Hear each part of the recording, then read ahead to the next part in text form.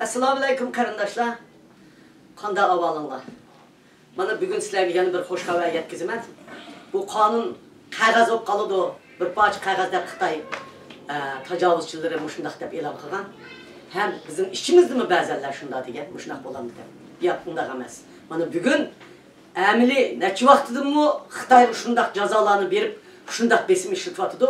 Uyg'ur va vatanimizda Sharq Turkistonda, ya'ni Uyg'uristonda yashayotgan o'zimizning qarindosh millatlarimiz, oz sonliq millatlarni Xitoy hukumatining selayotgan zulmi uchun bugun ularga bizga qilgan etnik qirg'inchiligi, milliy qirg'inchiligi, janosaydlarga Magnitskiy qonun bilan jazoladi.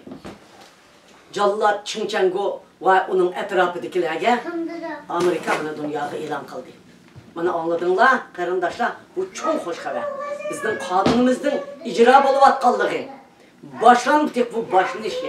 Hozir yolg'iz biz emas, yolg'iz bu Amerika emas. Birinchi Alloh undan qolsa Amerika, Qo'shma Shtatlari, Amerika Kongressi, Senaturi, Tashqi ishlar ministrligi, Oqsaroy hammasi birlikda, birdek uningdan boshqa Yevropadagi Angliya, barliq Yevropadagi davlatlar va Turkiya hozir Xitoy qarta o'zining jazosini yurgizdi. Bunun oqidan yolg'iz Amerika bilan tugab ketmaydi. Oqmoq keldi qarindoshlar.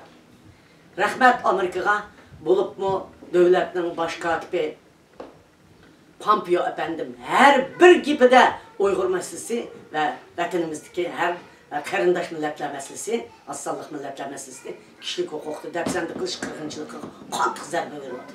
Ve Kongress'teki Nancy Pelosi hanım, James McCaver, Christophe Smith, Marco Rubio ve şunun o'xshash barliq Kongress a'zolari her günü gapida bizden bo'layotdi. Her günü Xitoy hukumatining bizga solgan zulmini to'xtatish uchun bular qo'ldan kelgan hamma tadbirni ishlatyapti.